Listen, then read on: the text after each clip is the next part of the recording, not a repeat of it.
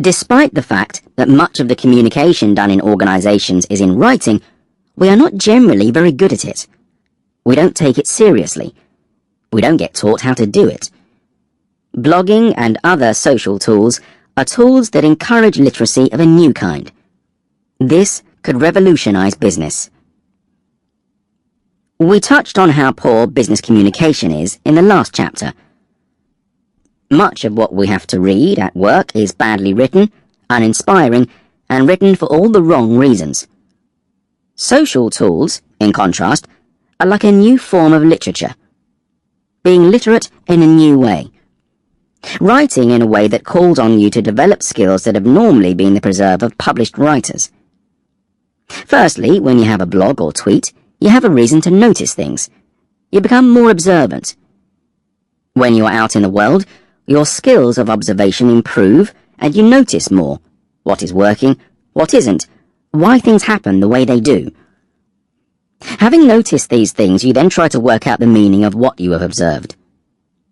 Why is it interesting? What is the essence of it? How would you convey this essence to others?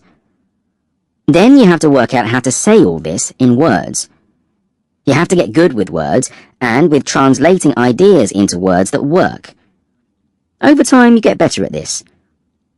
Like every other form of writer, and I'm not ashamed to use that word in this context, you refine your skills and, dare I say it, your art. Why be squeamish about the art of effective communication? To be effective, communication has to work on a number of levels. Yes, it has to convey information, but it also has to grab the reader and speak to them about something they care about. Arguably, a lot of business communication fails because it misses out this last bit. No one cares. They don't care if you read it, and don't care if you understand it. When you write your own blog, you do care. It's like wearing your heart on your sleeve. It's also a legacy. It is a snapshot of what you think and why that will persist. It is written, not spoken. It is less ephemeral than conversation, but more transient than conventional business documentation.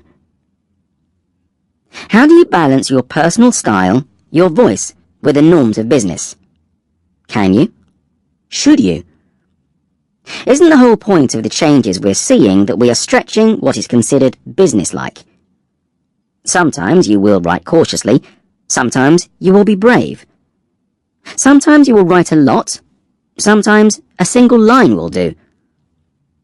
Many are discovering the haiku-like qualities of a tweet, the challenge of summing up an idea or conveying an impression in 140 characters. This calls on a discipline and concision sadly lacking in much of the turgid writing accepted as the norm in business. As we have seen in various global events, a well-aimed tweet can change the world. Why shouldn't it change your organisation? This is also a new kind of literacy. It is joined-up literacy. What you write isn't considered in isolation. What you said last week and last year will still be visible online, and you will have to take this into account. If you have changed your views on something, people will be able to see that you have done so. Also, joined-up literacy means building on the ideas of others and making that debt explicit. This was why Sir Tim Berners-Lee invented the web at CERN, to overcome the tendency to write as if no one had ever written about the topic before, and to make explicit the connections between ideas and topics. There is a knack to hyperlinking well. Judging how many links to put in a blog post or wiki page is a skill.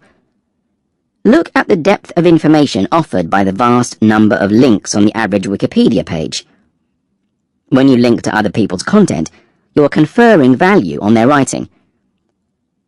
Some people only ever do link blogs, which link to interesting content elsewhere with a minimal comment as to why it is interesting. This is a lot of what goes on Twitter. It is curation of ideas. A level up from this is short-form blogging, where the content might be original or build on the ideas of others. There is an art to writing in such a way as to develop connections and ongoing shared sense-making. Effective blogging